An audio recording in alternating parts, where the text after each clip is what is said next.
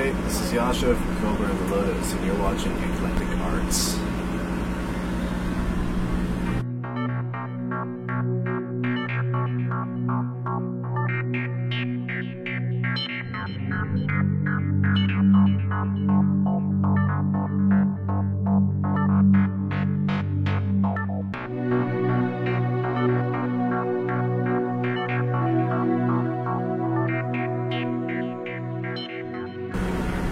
All right, so we're here in Seattle, Washington with Yasha, right? Yeah.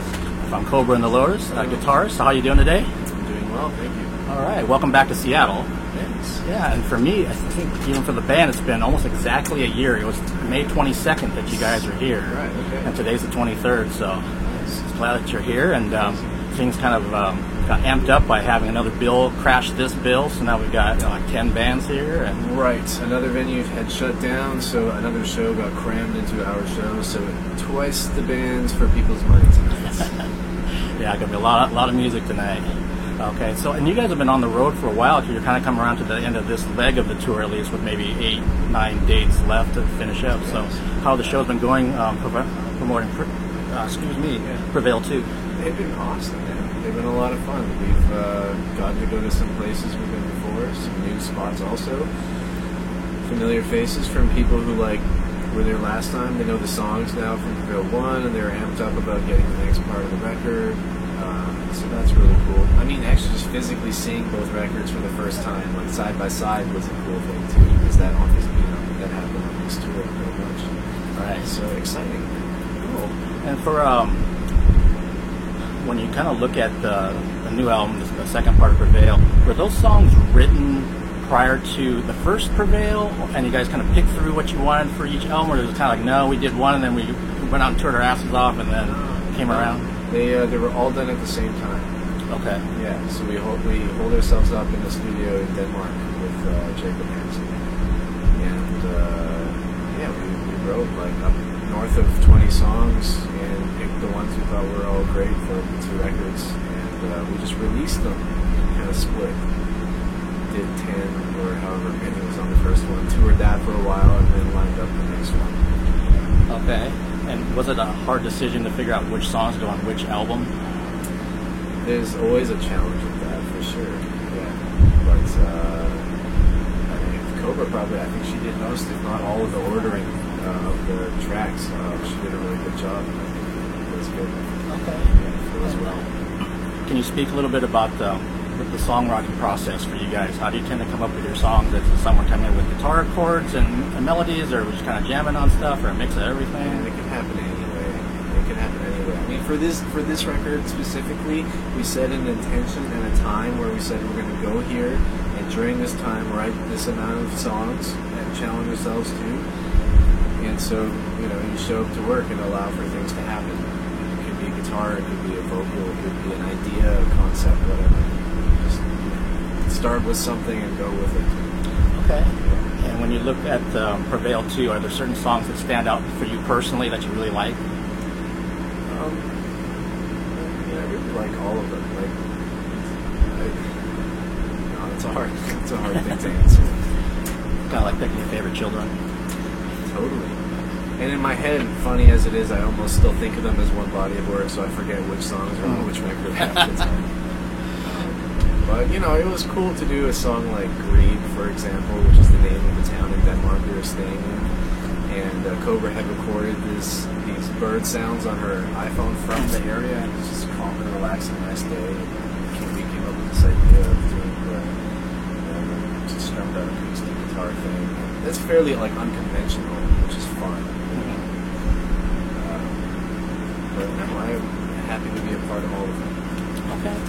And I know you have a permanent second guitarist who's here, off camera. And so you've had other fill-in guitars over the different parts of the tour. And sure. One of them for me is how did you get and how did you work when you had Timo from Delane? That was a lot of fun, Filling man. in. I love playing with Timo. He's a great guitar player. Good dude. We all get along. So it was fun to have him. Yeah. That's awesome. As a guest.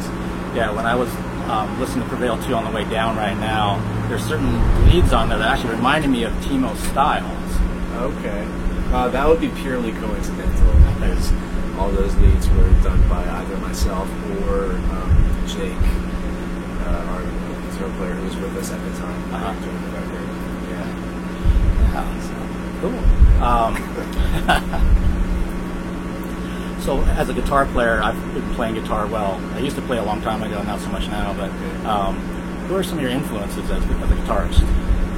And I went through like arcs of probably a lot of different guys. When I started playing guitar, I was really interested in playing like this old 80s thrash metal, so immediately guys like Marty Friedman and Dave Mustaine, like these eras of Megadeth guys who were just crazy cool players. I really like Marty's style. I'm like going backwards now. As I've been playing for longer, I've been like digging more into the older guys before that, but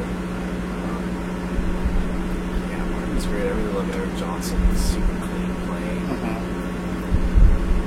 All the shrapnel dudes, Steve Vai, Paul Gilbert, all the guys who were making videos in the 80s, because that's shit that we could get growing up later was we'd find these videos from those dudes. I remember the first time I heard Eddie Van Halen playing the guitar, that was just so crazy sonically to me. And I was like, what is that? So cool. But yeah, man, I'll reach for, anything. If I hear something cool, then just kind of go with it, basically. Sure. Yeah, I mean, dude, I personally, I learned piano in my life before a guitar, so for me, like, the guitar was always just like another way of trying to find a voice through an instrument, and I was like less focused on having to learn technical shit at first, and more trying to find ways to make it sound cool. It's like now, years later, I'm like catching up on all the like super what people would probably consider basic stuff.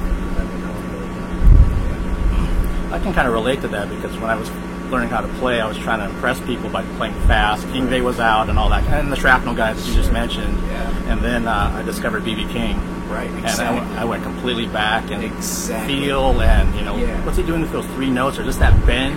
It's like that's more than the 1,000 notes I just heard. You can say more with a couple notes, absolutely, than a lot of the time guys who are just ripping out 100 half a second.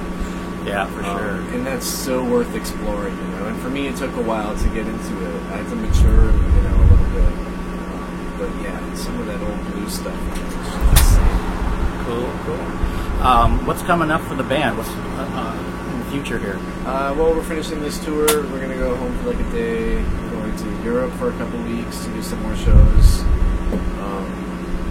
And then I believe we are planning some more touring for the fall as well. And also start thinking about the next record. Awesome, man. Well, thanks so much for taking the time to do the interview. Thank you. Yeah, I'm looking forward to the show tonight. Awesome, man.